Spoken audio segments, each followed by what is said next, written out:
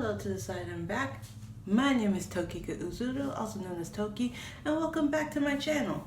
Or, welcome. If you're new here, hi. I've already done introductions. Maybe you will want to go ahead and stay for a while. I have a couple of other videos that you can go ahead and watch that are about something similar to this one. And today's video is the long-awaited, one of my favorites to go ahead and do, Disney versus Origins, Cinderella. Now, before I get into the differences, I would like to give a bit of an applause to Disney because they stuck really close to the original Brothers Grimm's tale of Cinderella. There are definitely a couple of things that they did kind of change around or added in. Like most of the movie, you end up seeing Cinderella having to go ahead and do all of the stuff that she does for her stepmother and stepsisters. Stepmother has somewhat of a name, and the stepsisters also actually have names. But two specific things I would like to go ahead and point out is, one, for all of those that are like,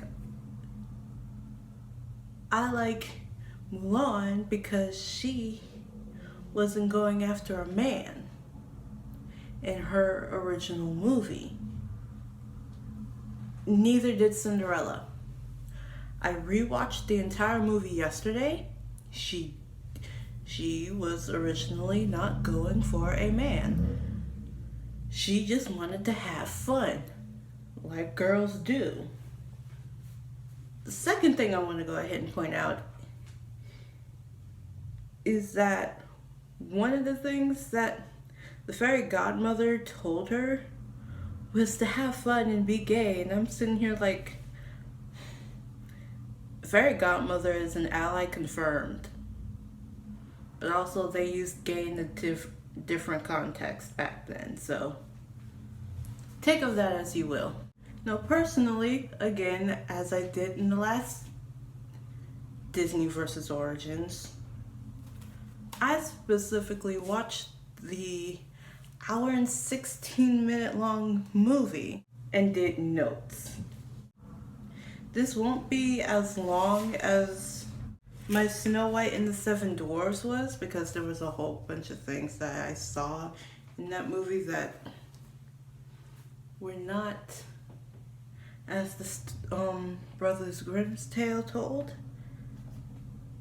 But as I said earlier, this is one of the Disney movies that seemed like they tried to stay as close to the source material as they possibly could.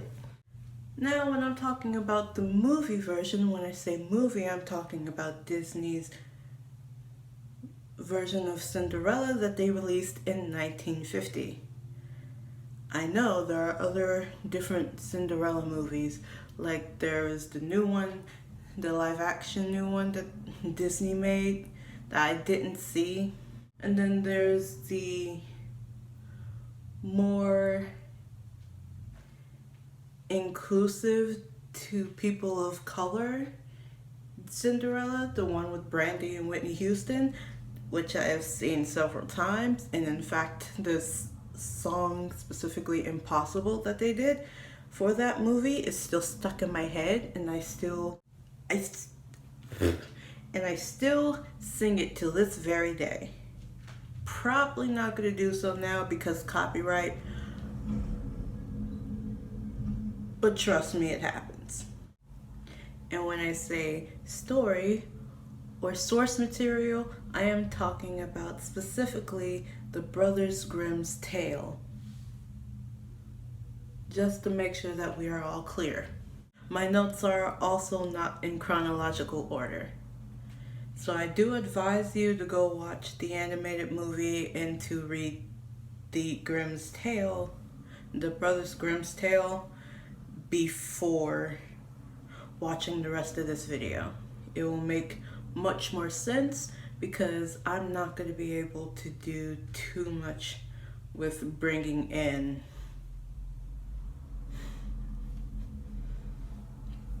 what I'm trying to say. Let's get started then. The first little change that I saw is that in the movie, Cinderella was already named Cinderella. Now you might be thinking, what? I thought she was... No, because in the Brothers Grimm's tale, it was her stepsisters that ended up naming her Cinderella because of the fact that she always lived with the ashes or cinder. And she was a lady, so Cinderella. The second thing that I saw that was different was that in the movie, not only did the mother die before the movie started, but the dad died like in the first 2 minutes of the movie because they were telling it like a story. But in the Brothers Grimm's tale, as I read it, it just seemed like he was oblivious or he couldn't really do much of anything about it. Which is very, very concerning. Why are you not taking care of your own flesh and blood, your own daughter? Third thing that I noticed was that in both the movie and the story, or the source material, I should say, Cinderella was promised to be able to go to the party or the ball if she did a certain thing. In the movie,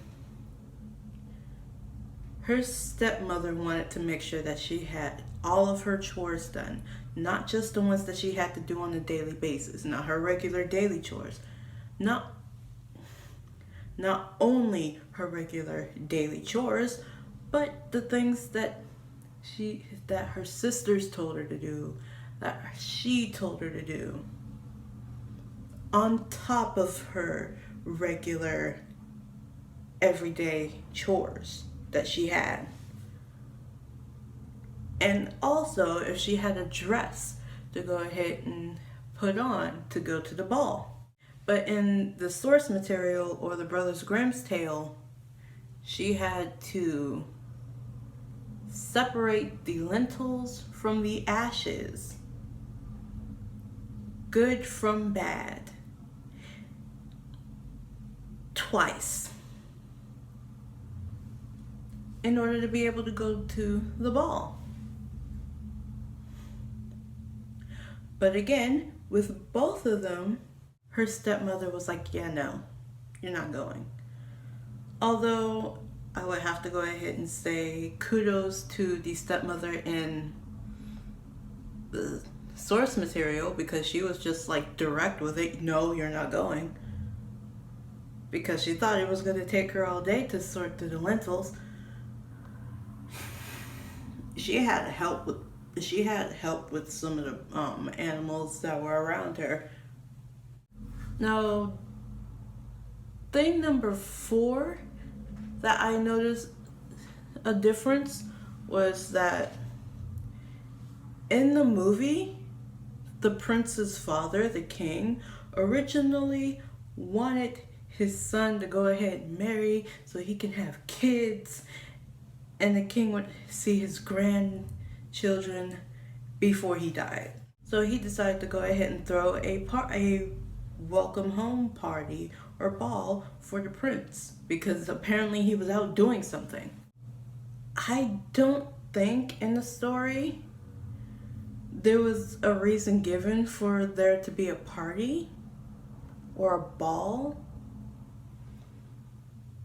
I might have to go ahead and check that while I'm editing this. So in this video, while I'm speaking, don't quote me on it, but more than likely if I find out that I was wrong or right, if I was wrong, then the reason will definitely be put like right around here. But if I was right, then this part of you wouldn't see this part of the video anyway. Thing number 5 that I noticed the difference was the tree that Cinderella was crying under. It was a weeping willow tree. She was weeping. There's the joke there. But in the source material, aka the Brothers Grimm's tale, the tree that she went under was a hazel tree. Hopefully I will be able to put pictures of a hazel tree and a weeping willow tree for this specific scene of Cinderella that I'm talking about, where she's crying under a tree. Thing number 6 that I ended up finding a difference was that in the original source material, again, it was a hazel tree that she planted on in her mother's grave that kept on giving her dresses. Plural dresses, I will address that later. But in the movie, of course, it was the fairy godmother that made her the dress and gave her the carriage made out of a pumpkin. Her canines turned to coachmen. But there's also maybe a little theory here. Small theory, just a small, teeny tiny theory. The fairy godmother might actually be like a physical representation of how her mom would be at that age, or how her mom would probably look like at that age, because of what I found out in the original source material, where the tree might have actually just been her mother giving her these dresses so she can go to the ball. I don't know. Did I just create another film theory that MatPat might have to go ahead and look into? I know I will, because I want to know answers. Thing number 7, where I found a difference. In the movie, she had a dress that she wanted to go ahead and tailor to her specifications or make it more modern. But again, this was like this movie came out in like the 1950s. So what modern meant back then or in the movie. But because of the fact that she had so much work to do, she couldn't put the dress together. But her animal friends did. And it was ruined by her stepsisters, who were dense, disrespectful, and just very selfish in general. Self-entitled. Guess that's why they work as villains. But in the movie, again, she just asked for dresses on the 3 nights that there was a ball, and she ended up getting the question asked from the leaves. All right, what color do you want the dresses? And she was like, make them the color of starlight, make them the color of the moonlight, make them the color of sunlight. I'm not kidding. In fact, I had to go ahead and reread that while I was doing these notes. So 3 different dresses, 3 different colors. And she asked the tree. Difference number 8 that I found, as I stated earlier, in fact several times, in the movie, there was only 1 night, 1 ball. But in the source material, or in the Brothers Grimm's tale that I read, 3 different nights. The ball was held on 3 different nights. Now here's the part where most people would probably know the gorier part of the story, where in the movie, the stepmother decided to go ahead and lock Cinderella up in her room and keep hold of the key that would be able to open her door, unlock her door. And again, this is where I have to give props to the stepmother in the Brothers Grimm's tale, because she did not lock Cinderella up in her room. Instead, you want to know what she did when the Duke had to come in and have any eligible maiden that was able to fit the slipper or the glass slipper? She told her daughters, by any means necessary, your feet better be able to fit into that slipper. This is the more gory part of the Brothers Grimm's tale. Be warned, I'm going to put a time stamp of the video if you do not want to hear the more gory part of this story. In the Brothers Grimm's tale, one stepsister cut off a bit of her toe. I think it was her big toe. And she was able to fit into the slipper, but the slipper ended up bloody because toe. So, as the prince and the first stepsister was riding away on the stallion, the birds are the G unit of this entire story, and you can't tell me otherwise. The birds were like, yo, you got the wrong girl, my dude. So he noticed, and he had to go back and try the slipper on the second stepsister. And that stepsister had to go ahead and cut off a bit of her heel. You couldn't see that, but I just touched my heel when I said that. So she can be able to fit on the slipper. Again, it's bloody because we're missing a part of our heel.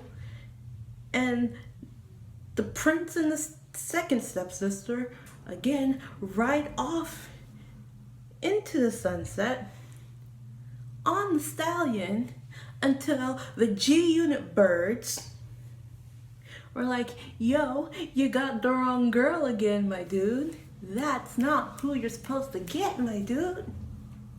Go back.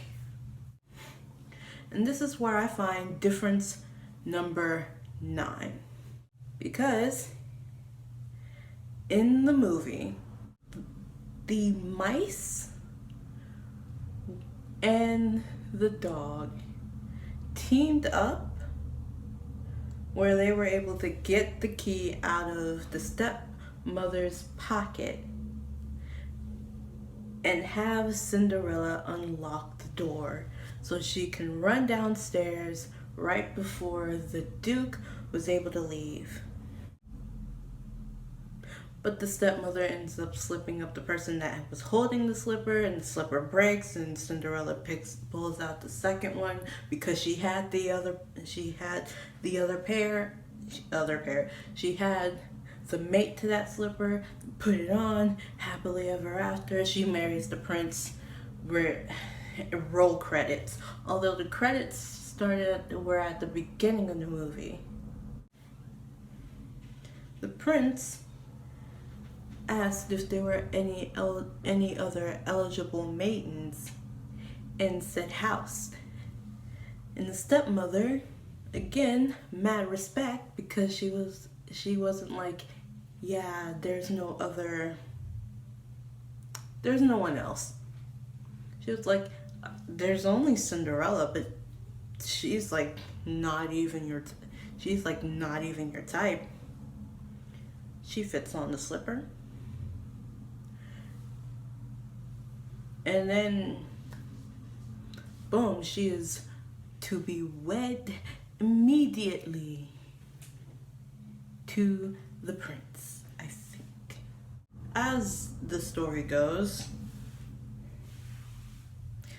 during the wedding, the two stepsisters were on either side of Cinderella as she walked into the church to get married.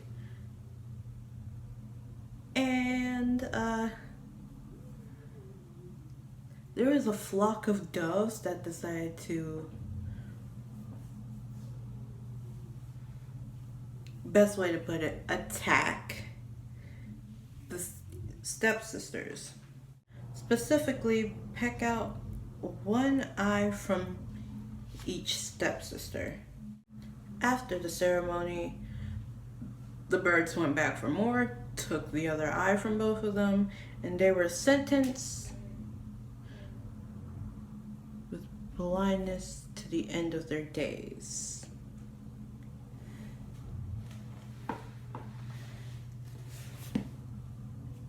End of story. And that is all. Again, as I said earlier in the video, the 1950s animated Cinderella that Disney did, where it was so close or stuck so close to the original material that there wasn't really, these were just small differences outside of the fact that the movie itself paid more attention to the stepmother and stepsister and how they treated Cinderella and how Cinderella went about her everyday life with all of that negativity coming at her. The story, however, wanted to tell the tale to entertain. So I guess the moral here is never trust your step-siblings.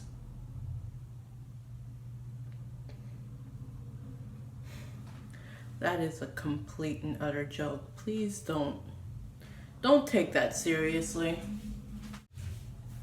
And as I am done, I would like to go ahead and say the next installment to Disney versus Origins will be Sleeping Beauty. One, because I want to watch Sleeping Beauty again, because I haven't watched it in like forever. And two, because I've already read the Brothers Grimm's tale of Sleeping Beauty, or as they called it, Briar Beauty. Because Briar is like, no, it was Briar Rose. Because it was a rose bush. She was named after a rose bush. But please stay tuned for that one. That one might actually also take a while, because I'm not sure if I'm actually going to be doing the note-taking for that movie tonight, or try to do it during the weekend where I won't have to go ahead and wake up at like 6, 7 o'clock to go ahead and get my morning routine done and over with. But yeah, that was an eye-opener to say the least. I have been enlightened, and I hope you have too. As this is the end of the video and I have said my next project on Disney vs. Origins, it is about that time where I go ahead and do the stereotypical YouTuber outro, in which I will sound like the stereotypical YouTuber. So please make sure that you hit the like button if you liked the fact that Disney stayed close to the source material, or if you like this type of content and want to see more things on like fantasy, folklore, and fairy tales. I try to do more positive videos, but this one just went kind of off the rails. Don't forget to subscribe to see more content that has to do with fairy tale, folklore, and fantasy, or other spiritual paths that you can take. Comment below any other Disney movies that you want to that you know have an origin story or a source material that Disney used, go ahead and make the movie itself, and maybe I'll go ahead and check it out and do a video for it. Or if you want to see any other type of fantasy, folklore, fairy tale content that I have not done yet. Don't forget, once you've subscribed, to hit the notification bell to be notified when I post videos, because I will be posting more often. I have been Tokika Uzuru, or Mystical Toki. I might use that. And I am completely tired. This video has gone long enough. I will see you in the next one.